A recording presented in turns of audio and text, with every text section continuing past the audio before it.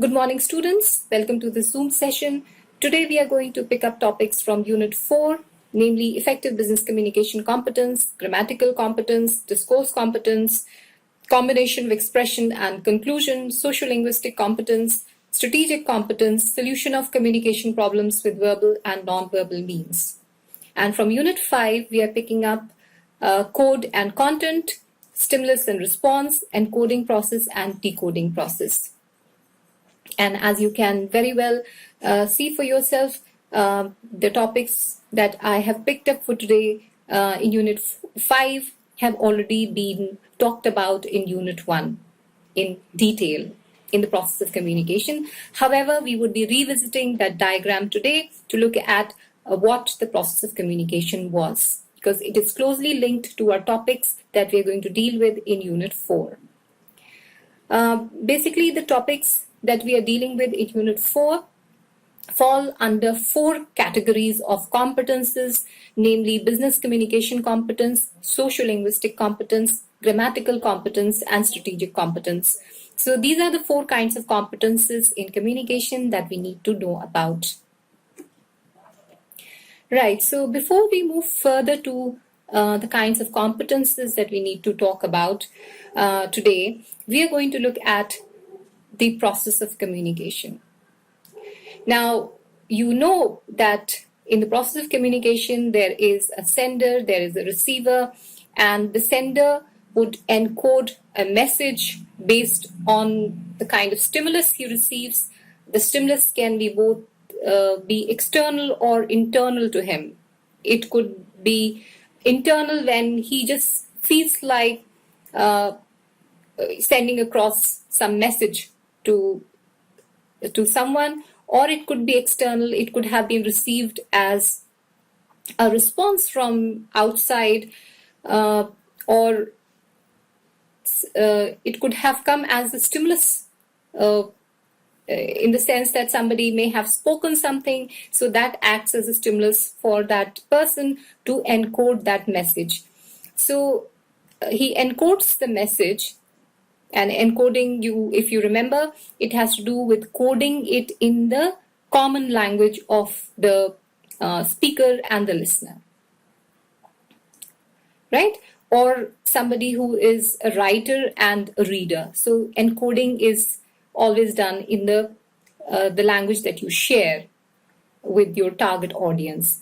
So it is encoded, and the message is then transmitted over the channel or the medium. And this channel or the medium can be a phone, it could be through SMS, it could be a letter, it could be an email, a chat, it could be a Zoom meeting, just as I'm having with you today. It could be over a Skype that a message is being sent.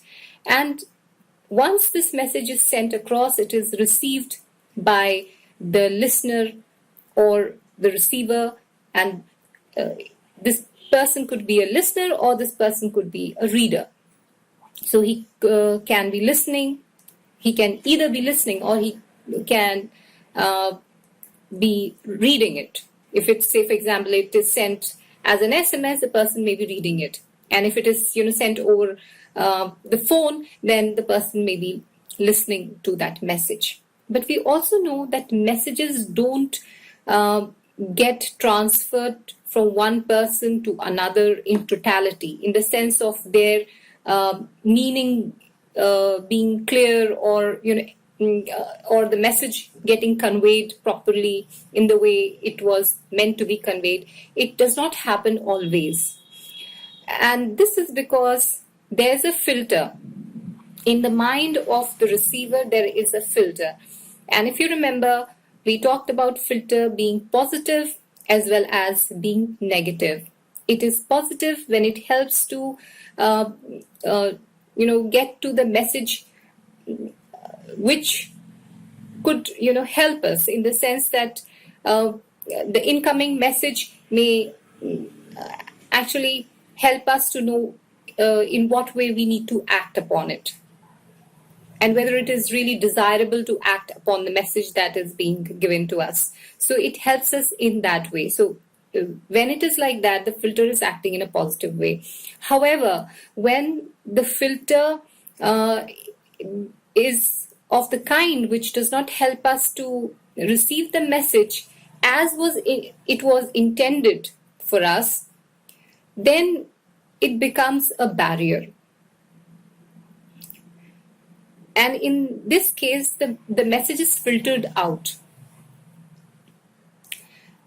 So once the receiver decodes the message according to what his beliefs are, or how he perceives or looks at things, or how the surroundings are, depending upon all of that, once he has decoded, he responds back to the sender, which is called, his response is called the feedback. So he gives the feedback to the sender, which can again act as a stimulus for the sender to encode another message and send it across to him. So this is how this process of communication is a cyclical process, as we had spoken about. And we can see it in the next diagram that how it is a cyclical process. The person who gets the stimulus to encode the message, or the sender, first ideates. He thinks about it. Ideation means thinking. So he ideates, then he encodes, he codes it, the message in the language of the listener, and then he transmits it, and then it is received by the user, who decodes it, and then he gives the feedback again to the sender. So this is how the process of communication happens. Now, the reason why we are discussing this is because these competences that we are going to discuss today are very closely related to the stages that are there in the process of communication.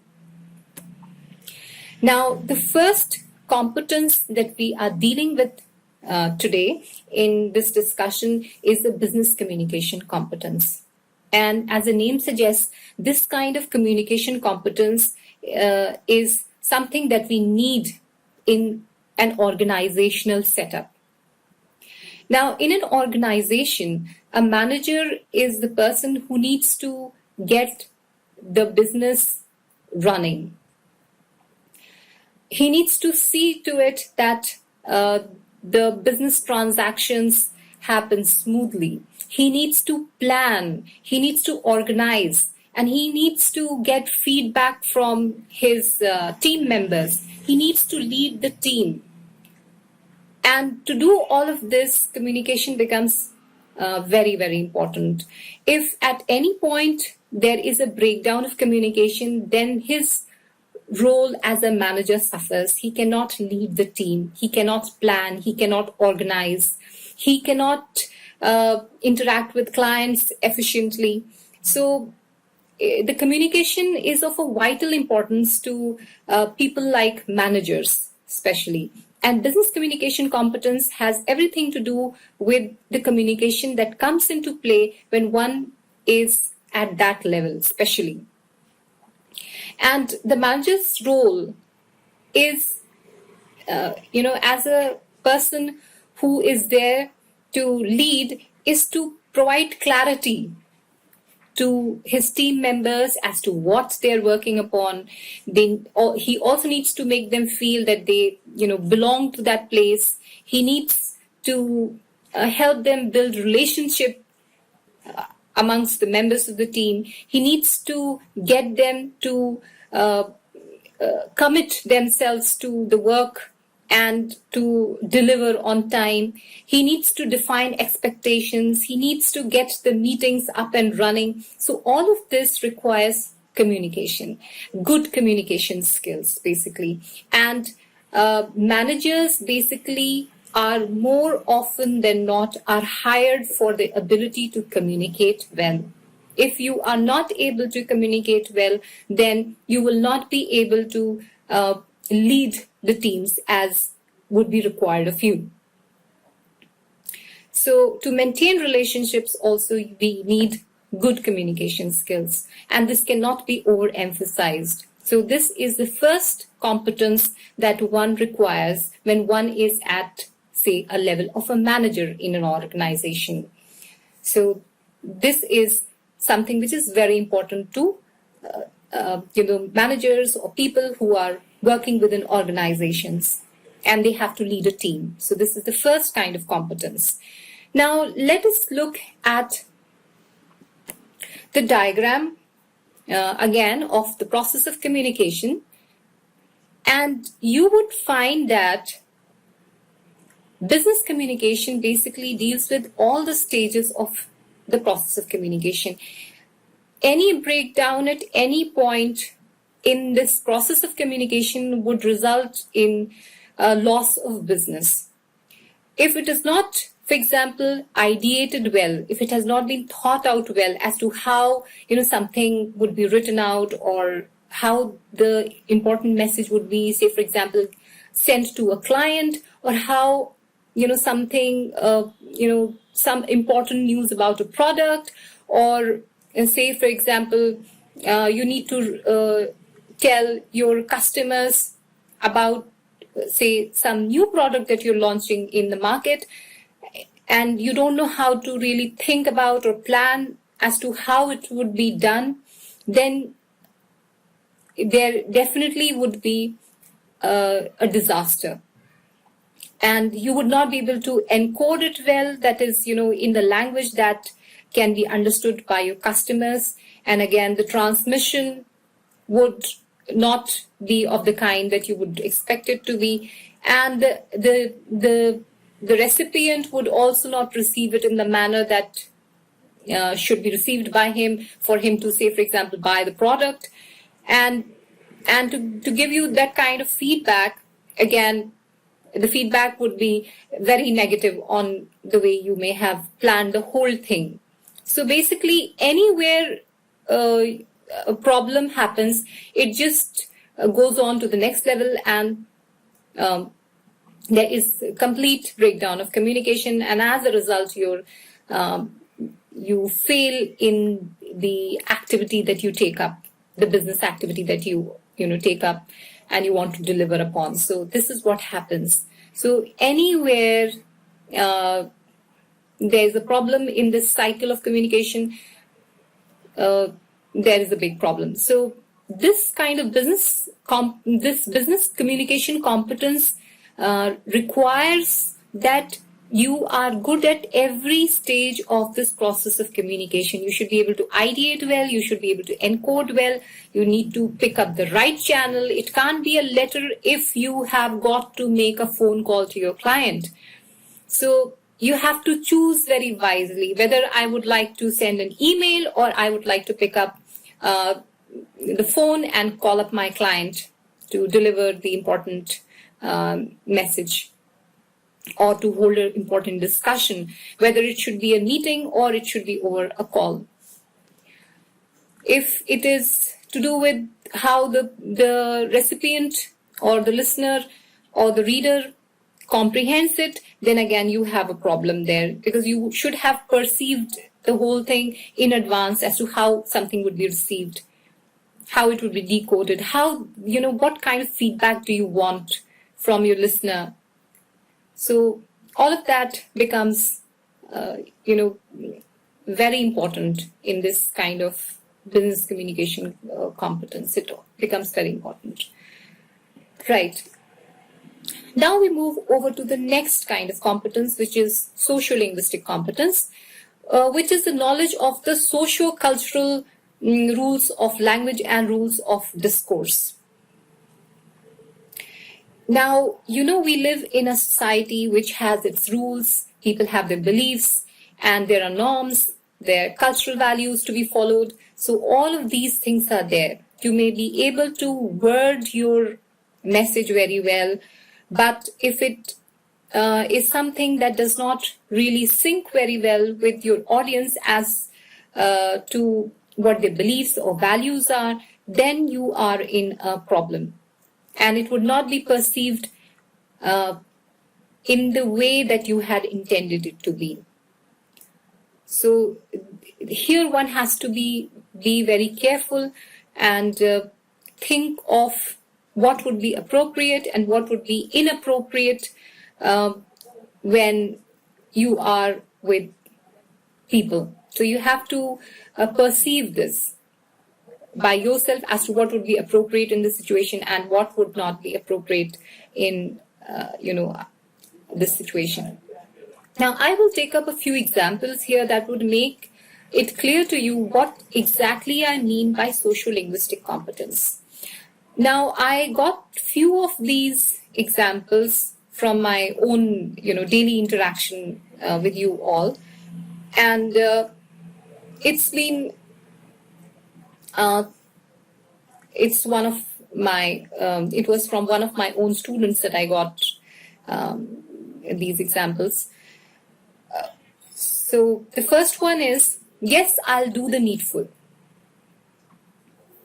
Now, for instance, if you are speaking to a teacher and the teacher tells you that, this is required of you and that you need to do the needful. So he gives you, a set of things to do and he says that please do the needful. Now, if you turn back and say, yes, I'll do the needful, it is very rude. So basically we do not, reply to it in this way. Yes, I'll do the needful. You would rather say, yes, I'll do it. Right? So we need to look at what is appropriate. Most of the time, when somebody says, please do the needful, it is generally coming from a higher authority. So now again, this is about socio-linguistic competence. You should know when to speak what. When you reply back in this fashion, it becomes rude. So this is how it is perceived by, somebody higher up. If you reply to them, I'll do the needful. Okay. Now, next is use of inappropriate emoticons. Now, we all have been in this habit of using emoticons because whether it be WhatsApp chat or your Facebook, and we have been using emoticons for a very long while now. So, and they have become so popular that sometimes we basically forget that to whom are we speaking to, whether it is, somebody who is your superior or somebody is your teacher, somebody is your junior, so we don't really know whom we are, we're not really aware as to when, where, and what should be used. And we continue to use those emoticons, and sometimes people do take it to be an expression of rudeness. So this is something that needs to be avoided, especially in the formal setup. So while, for example, between when it comes to a teacher and student relationship, it is not entirely formal, it is not entirely informal, so it is somewhere in between, and that is how it is. So many of the things get ignored many a times, so you tend to get away, even when you use certain emoticons which may come across as rude. So we need to be careful about these things. Next is use of informal language where formal is appropriate. Now, there are a number of times where formal language is appropriate, and because we are so used to speaking it the way we do, or we are so got used to listening it all around us that we don't use it the way we should be. Oftentimes, you must have heard of people saying, yeah, ma'am. Now, ma'am is already formal, and you have yeah just before something which is formal, which is absolutely incorrect. When you say ma'am, you need to say yes, ma'am. So this is how it functions. So we need to be careful about this. And this is about sociolinguistic competence. That whom are you talking to? Who is your audience basically? What cultural norms, values, or beliefs govern them? And if you want to really convey your message across to the other person and you want to get your work done, you might as well do it in the language that is understood by them. And this is very, very important. And now let us again look at the model of process of communication and again see where does the sociolinguistic competence falls in the stages that we have in this process of communication cycle. So you can see it covers transmission, receiving of the user, and decoding. So it is about you being able to perceive that what would be the best medium. Should you say it? Should you write it? How should you do it? So this is about sociolinguistic competence. How will the receiver receive your message? Now, when you ask this question, again, this is about sociolinguistic competence. You are thinking in terms of sociolinguistic competence at that time. Okay, when you think about how it would be decoded by the receiver, how would he decode it? Then again, you're thinking about sociolinguistic competence, or rather, you're applying your sociolinguistic competence. This is your competence. This is your ability to understand the values, beliefs, the socio-cultural norms around you, and to speak or write appropriately according to that. So this is about sociolinguistic competence. Now let's move on. Next is your grammatical competence, and which is about your knowledge of grammar. Lexis. Lexis is vocabulary, words. You know a lot of words. For example, in your mother tongue, Hindi, for example, you know the grammar, you know the words, and even if you, and you know this very well, this is, out of common experience. You must have seen that there are people who haven't even read, or they're not really literate, but they are able to frame grammatically correct sentences if they have their own mother tongue. In the mother tongue, they're able to make grammatically correct sentences. So one has the grammar, one has the vocabulary to speak, one also knows about morphology. Morphology has to do with the suffixes, the prefixes, the root words. We have that kind of inherent understanding, especially, in our mother tongue. For example, in Hindi, we, would have an understanding about how the words function and how can you combine words and things like that. In English also, we know that how it can be done because you have done prefixes, suffixes, and root words. Syntax, again, has to do with how something has got to be written, or how does the sentence, how is the sentence framed, for example, grammatically. Just as the syntax that you have in computer language, there is a certain syntax and to write something. So that is syntax. Semantics has to do with meaning. All right? Semantics and morphology has to do with how meanings change when you change a certain thing in a word, and how does it change, basically. So this kind of knowledge, when you have about the language, it is called grammatical competence. That is, you know how to frame sentences, you know how to coin new words, you know how the language functions. So all of this. So this is about your grammatical competence. So you have that kind of competence. Now, if you look at the diagram again of the process of communication, it is at the stage of encoding that the grammatical competence works. So when it comes to encoding, it is at this point that you apply your grammatical competence. So this is the point when you are either writing or you are framing the sentences out aloud. So this is the stage. So it is here that grammatical competence works. Right. The next is strategic competence. Strategic competence has to do with the knowledge of how to overcome problems when faced with difficulties in communication. Now, there can be times when you may face problems in communicating out to somebody else. And this could arise, say, for example, when you do not know the other person's language.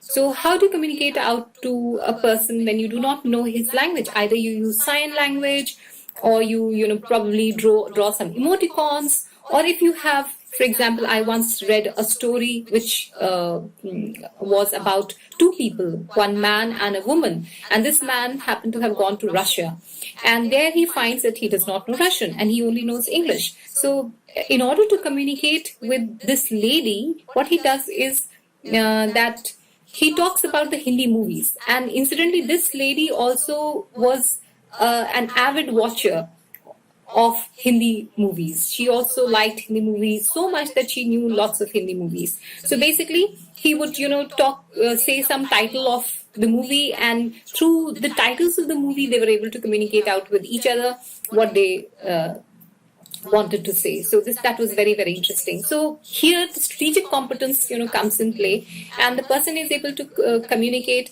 by using something else that may be available to you at that time.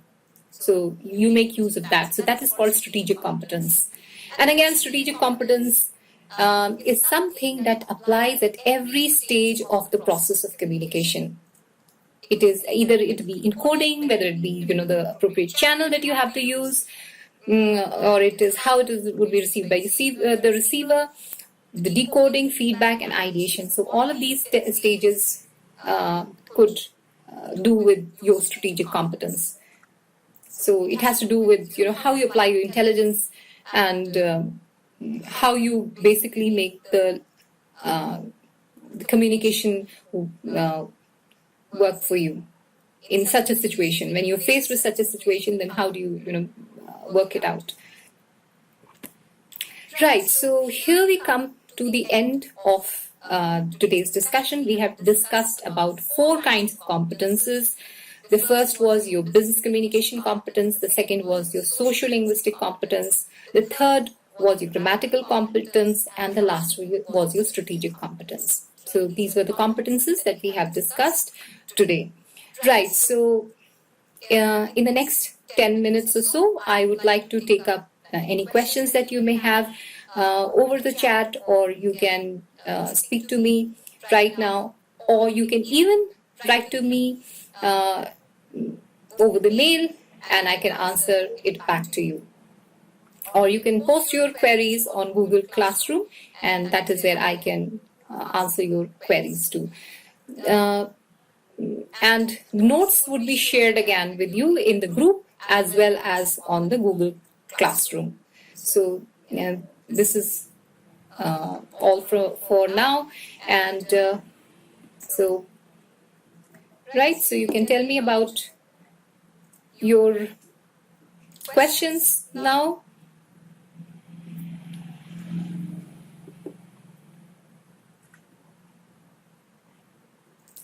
Right, so thank you so much. And now that we are coming to the end of a 40-minute session, I will have to leave this session, or rather end this meeting. And as I told you, I'll be sharing the notes on Google Classroom as well as on the WhatsApp group. You can also contact me for your queries on both of these. All right, so